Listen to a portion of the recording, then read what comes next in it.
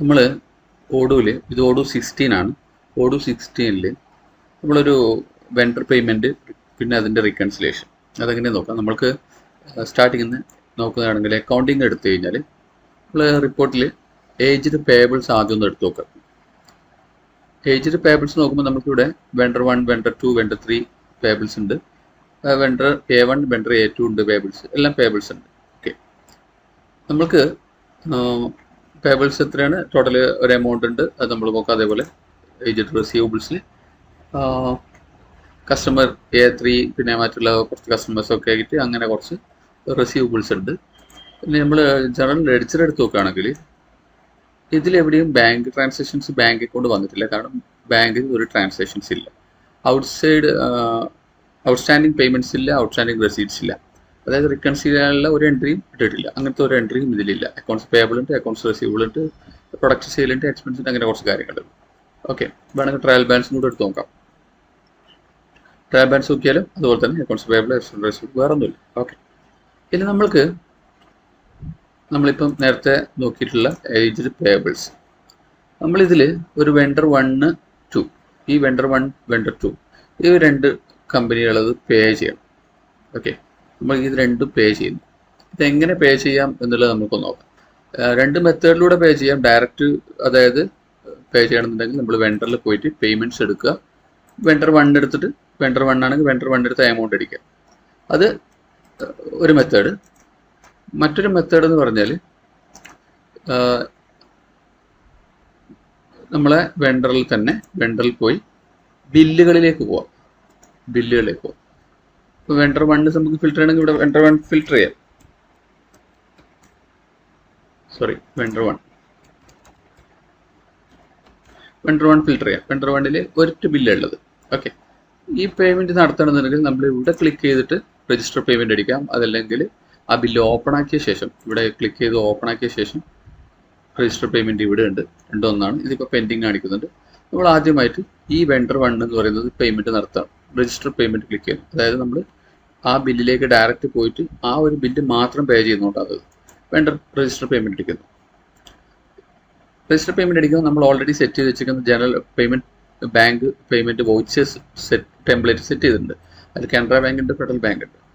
For example നമ്മളിവിടെ federal bank ഉപയോഗിക്കുന്നു പേ ചെയ്യാൻ വേണ്ടിയിട്ട്. റെസിപ്പിയൻറ്റ് ബാങ്ക് അക്കൗണ്ട് ഉണ്ടെങ്കിൽ കൊടുക്കാം. മറ്റേ മാൻഡേറ്ററി അല്ല. ഇത് നമ്മൾ ബില്ല് തന്നെ തുടങ്ങിയതുകൊണ്ട് അത് സ്വയം ആ റെസീപ്റ്റ്സ് മെമ്മോയിൽ നമ്മൾ ഇൻവോയ്സ് നമ്പർ അതായത് വെണ്ടർ ബിൽ നമ്പർ എടുത്തിട്ടുണ്ട്. Create payment. ഇത് താഴത്തേക്ക് വന്നു കഴിഞ്ഞാൽ ഇവിടെ മേലെ ഇൻ പേയ്മെൻ്റ് ആയിട്ടുണ്ട്. ഇൻ പേയ്മെൻ്റ് ആണ്, പെയ്ഡ് അല്ല. ഇൻ പേയ്മെൻ്റ് എന്ന് പറഞ്ഞാൽ നമ്മൾ പെയ്ഡായി, ബാലൻസ് 0 തന്നെയാണ്.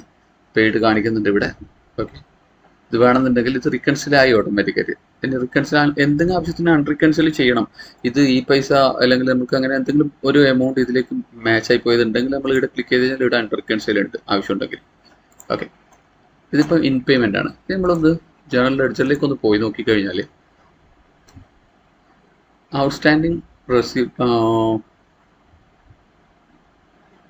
പേയ്മെൻറ്റ്സ് നമ്മൾ അടച്ച പേയ്മെൻറ്റ് അവിടെ ഔട്ട്സ്റ്റാൻഡിങ് പേയ്മെൻറ്റ്സിൽ വന്നിട്ടുണ്ട്. അക്കൗണ്ട്സ് പേയബിളിൽ ഡെബിറ്റിൽ വന്നിട്ടുണ്ട്. അതായത് അത്രയും കുറഞ്ഞിട്ടുണ്ട്. അക്കൗണ്ട്സ് പേയബിൾ കുറഞ്ഞു. അതേസമയം ബാങ്കിൽ ഈ എമൗണ്ട് ഫെഡറൽ ബാങ്കിലെ അക്കൗണ്ടിലേക്കാണ് വരേണ്ടത്. ഫെഡറൽ ബാങ്ക് വന്നിട്ടില്ല. ഓക്കെ, ഫെഡറൽ ബാങ്ക് അക്കൗണ്ട് വന്നിട്ടില്ല. ഔട്ട്സ്റ്റാൻഡിങ് പേയ്മെൻറ്റ്സിലുള്ളത് അത് റിക്കൺസിൽ ചെയ്യുമ്പോൾ നമ്മൾ ഫെഡറൽ ബാങ്കിലേക്ക് വരിക. ആ റിക്കൺസിലിയേഷന് വേണ്ടിയിട്ട് നമ്മളിവിടെ റിക്കൺസിലിയേഷൻ ക്ലിക്ക് ചെയ്തിട്ട് അൺറിക്കൺസിലിൻ്റെ എൻട്രീസ് എടുക്കുക. ഇവിടെ 194 850 ഉണ്ട്. ഇതിപ്പോൾ നമ്മളിവിടെ റിക്കൺസിൽ ചെയ്ത് കഴിഞ്ഞാൽ അത് ബാങ്കിലേക്ക് പോകും. ഓക്കെ, ഒരു മെത്തേഡ് നമ്മളിവിടെ റിക്കൺസിൽ ചെയ്താൽ അത് ബാങ്കിലേക്ക് പോകുന്നുള്ളതാണ്. അതേസമയം നമുക്ക് ബാങ്ക് സ്റ്റേറ്റ്മെൻറ്റ് ഇമ്പോർട്ട് ചെയ്തിട്ട് റിക്കൺസിൽ ചെയ്യാം. ഇതിപ്പോൾ നമ്മളിവിടെ ഈ ഒരു സാധനത്തിനെ ബാങ്കിലേക്ക് എത്തിക്കണം എന്നുണ്ടെങ്കിൽ ക്ലിക്ക് ചെയ്തു റിക്കൺസിൽ അടിക്കുന്നു. റിക്കൺസിൽ അടിക്കുമ്പോൾ ആ എമൗണ്ട് വന്നിട്ടുണ്ട്. ഇവിടെ ഏത് ബാങ്കിൽ നിന്നാണ് പോയെന്നില്ല. അത് ഇവിടെ നമ്മൾ ഫെഡറൽ ബാങ്ക് സെലക്ട് ചെയ്യണം. കാരണം ഫെഡറൽ ബാങ്കിൽ നിന്നാണ് പോയിട്ടുള്ളത്. നമ്മൾ ട്രാൻസാക്ഷൻ ഉപയോഗിച്ചത് അതാണ്. പിന്നെ ലേബൽ വേണമെങ്കിൽ കൊടുക്കാം. മിസ്സലേനിയസ് ഓപ്ഷൻസ് എന്നുള്ള ജേണൽ ഉപയോഗിച്ചിട്ടാണ് നമ്മൾ റിക്കൺസിൽ ചെയ്യുന്നത്. വെണ്ടർ പേയ്മെൻറ്റ്സിൽ ഞാനൊരു ഡീറ്റെയിൽസ് കൊടുത്തു. ഓക്കെ, റിക്കൺസിൽ ക്ലിക്ക് ചെയ്യുന്നു. ഇനി നമ്മൾ ജനറൽ ലെഡ്ജറിലേക്ക് വന്നു കഴിഞ്ഞാൽ നമുക്കിവിടെ ഔട്ട്സ്റ്റാൻഡിങ് പേയ്മെൻറ്റ്സിൽ ഡെബിറ്റും ക്രെഡിറ്റും ഒരേ എമൗണ്ടായി 0 ആയിട്ടുണ്ട്. ഓക്കെ, അത് പകരം ആ എമൗണ്ട് ഫെഡറൽ ബാങ്കിലേക്ക് വന്ന് ഫെഡറൽ ബാങ്കിൽ ഫസ്റ്റ് ട്രാൻസാക്ഷൻ വന്നു. ഫെഡറൽ ബാങ്കിൽ ക്രെഡിറ്റിലായതുകൊണ്ട് മൈനസ് ഫിഗർ ക്രെഡിറ്റിൽ വന്നിട്ടുണ്ട്. അതായത് അക്കൗണ്ട് ക്ലിയർ ആയി. ട്രയൽ ബാലൻസ് എടുത്താലും ലെഡ്ജറിൻ്റെ റിഫ്ലക്ഷൻ തന്നെയാണ്, വേറെ ഒന്നും നോക്കാനില്ല. ഓക്കെ, അതുപോലെ തന്നെ ഫെഡറൽ ബാങ്ക് അതിൽ വന്നിട്ടുണ്ട്. ഇനി നമുക്ക് മറ്റൊരു പേയ്മെൻറ്റ് മെത്തേഡ് നോക്കാം. നമ്മൾ ആദ്യം ആ ഇൻവോയ്സ് ഡയറക്റ്റ് കയറിയിട്ട് പേയ്മെൻറ്റ് നടത്തിയത്. ഇനിയിപ്പം ഏജൻറ്റ് പേബിൾസിൽ പോയിട്ട് നമ്മളിവിടെ വെണ്ടർ 3ക്ക് ഒരു 47,500 ഉണ്ട്. 47,500 വെണ്ടർ 3ക്ക്. അത് നമ്മൾ വെണ്ടറിൽ പോയി പേയ്മെൻറ്റ് എടുത്ത് ന്യൂ എടുക്കുന്നു. വെണ്ടർ 3 ആണ്, 47,500 ആണ്. നമുക്ക് ഉണ്ടെങ്കിൽ നമുക്കിവിടെ മെമ്മോയിൽ നമുക്ക് ആ ബിൽ നമ്പർ എഴുതാം. ഓക്കെ, ബിൽ നമ്പർ എഴുതാം. അതല്ലെങ്കിൽ ഡയറക്റ്റ് ഇല്ലാതെ പേ ചെയ്യാം.